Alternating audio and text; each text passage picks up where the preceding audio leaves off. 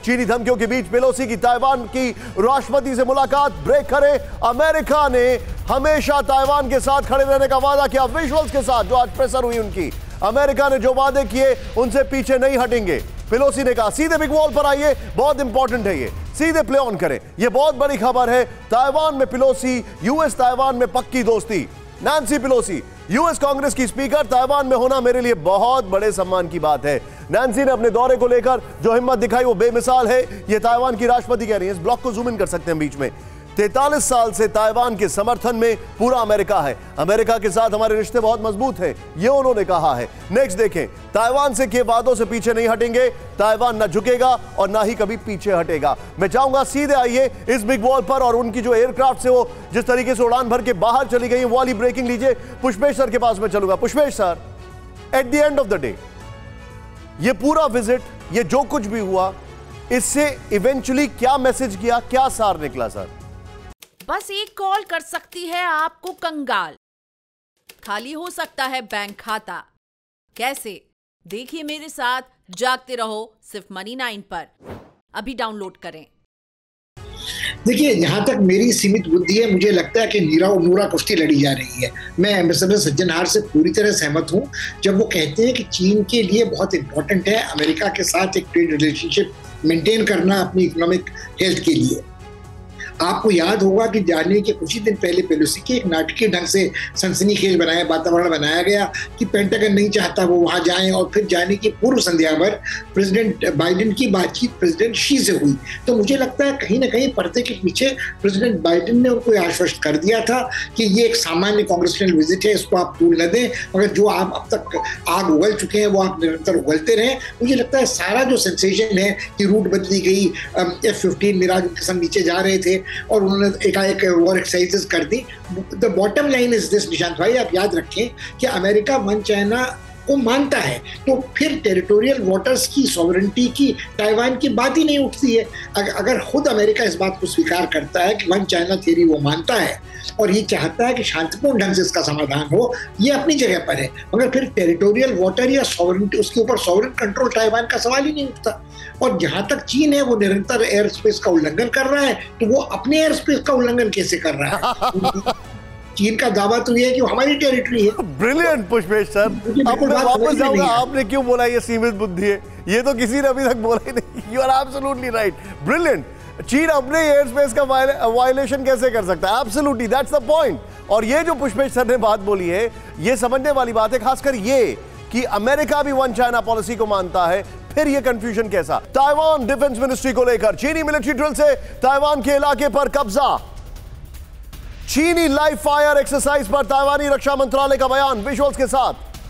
चीनी सेना ने आसमान और समंदर में की नाकाबंदी। चीन ने यूएन की गाइडलाइन का उल्लंघन किया। ताइवान ने यह कहा हमारे क्षेत्र में घुसपैठ हुई तो जवाब देंगे, ताइवान ने यह कहा।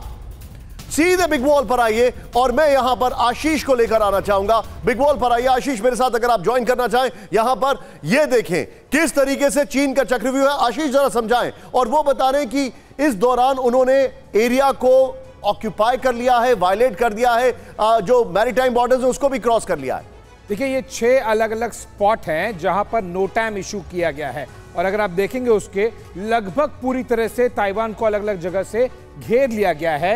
यानी कि एम्फीबियस ऑपरेशन करके भी उन्हें जब जरूरत करे वो रिएक्ट कर सकते हैं, ताइवान की तरफ जा सकते हैं। लेकिन लॉन्ग रेंज मिसाइल्स का इन्वॉल्वमेंट इस सारे वॉर ड्रिल में करने का मतलब साफ है कि उसमें से कोई मिसाइल अगर ताइवान की तरफ या फिर कोस्टल एरिया पे आ जाए तब, या फिर अगर कोई अमेरिकन जो एयरक्राफ्ट कैरियर्स हैं, बैटल ग्रुप्स इसके आसपास में हैं, वहां पर आ जाए तब। और ये रेप्लिका है 1996 में, जब कुछ महीनों पहले जब लास्ट यूएस स्पीकर आए थे। लेकिन मुझे एक बात बताइए, किया गया था। आप जमीन का तो हम लोगों ने देखा है Ashish, but you are a defence editor, आप हमें बेहतर बता सकते हैं समंदर में भी क्या वो अपनी पोजीशन को कंसोलिडेट करके रख सकते हैं? ये बहुत मुश्किल होता है, ये बहुत ही सब्जेक्टिव और परसेप्टिव होता है। उसे एक एरिया को कंट्रोल करना बहुत मुश्किल होगा मैरीटाइम डोमेन में। Obviously as compare to Taiwan की नेवी के मुकाबले वो कर लेंगे, लेकिन एक एरिया को घेर कर वो पूरी तरह से अपने एरिया में रखें, ऐसा हो नहीं पाएगा। Point taken. चीन ने की ताइवान की अब तक की सबसे बड़ी सैन्य घेराबंदी। इस वक्त की बड़ी खबर, ताइवान को 6 तरफ से घेर कर आक्रामक चीनी सैन्य ड्रिल। बड़ी खबर, 25 साल पहले 1996 में भी की थी ताइवान की इसी तरह घेराबंदी, लेकिन तब 4 जगहों पर ही की गई थी सैन्य ड्रिल। तब भी अमेरिकी स्पीकर के दौरे के विरोध में थी ड्रिल।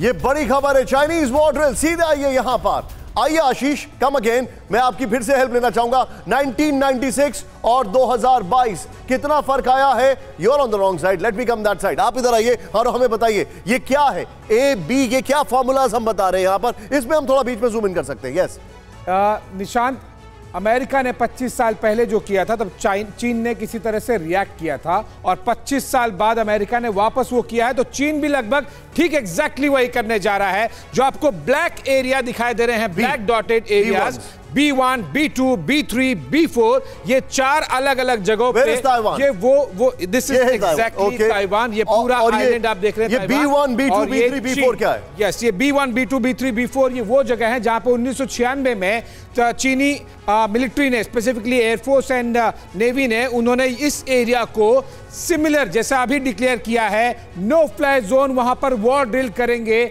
जब 1996 में कुछ महीनों बाद अमेरिकी स्पीकर आने वाले थे, न्यूट गैंग्रिच 1997 में आए थे, उससे ठीक पहले इस तरह के वॉर ड्रिल की गई थी। और अब 25 साल बाद जब एक नई स्पीकर आई है अमेरिका की, तब 6 ऐसे लोकेशन, और ये आपको रेड स्पॉट्स जो दिखाई देंगे, A1, A2, A3, A4, A5, A6, और इसमें खास बात यह है और अलग बात भी है कि इस बार ये काफी नजदीक है, 9 नॉटिकल माइल, और इनके नंबर्स भी 12 नॉटिकल माइल, यस, 4 के बजाय 6 जगह हैं और काफी नजदीक भी हैं। 9 नॉटिकल माइल में आपको बता दूं, समुद्री सीमा इस तरह से मेजर की जाती है, लगभग आप मानिए 15 किलोमीटर दूर। यानी कि अगर ताइवान के दक्षिण छोर पे अगर कोई हो तो बिना बायनोकुलर के चीनी फोर्सेस आपको दिखाई दे जाएंगी, चीनी शिप आपको दिखाई दे जाएंगी। इसका मतलब है केवल 18 किलोमीटर दूर। अंडरस्टूड। अब इसकी जो 5 खास बातें हैं, अब आपको वो भी बताना चाहेंगे। सीधे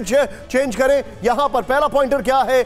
1996 यहां पर ऐसे ही की थी ताइवान की सैन्य घेराबंदी, ये जो अभी आपको आशीष ने बताया। चेंज करें इसको यहां पर। तब अमेरिकी स्पीकर ग्रीनरिच नैंसी पेलोसी के दौरे पर आए थे। मुझे याद है न्यूट गिनरिच डोनाल्ड ट्रंप की जब स्वेरिंग इन, जब उनका अनाउंसमेंट हुआ था, तब भी वो वहां पर मौजूद थे। नेक्स्ट, तब 4 जगहों पर सैन्य ड्रिल। अब इस बार आशीष ने 6 जगह बताई आपको। पिछली बार पूर्वी हिस्से में नहीं पहुंचा था ड्रैगन, इस बार वहां पर भी है। कई जगहों पर पिछली बार से ज्यादा अंदर तक दाखिल हुआ है। क्या आपका म्यूचुअल फंड सही है? फिर क्यों नहीं हो रही कमाई?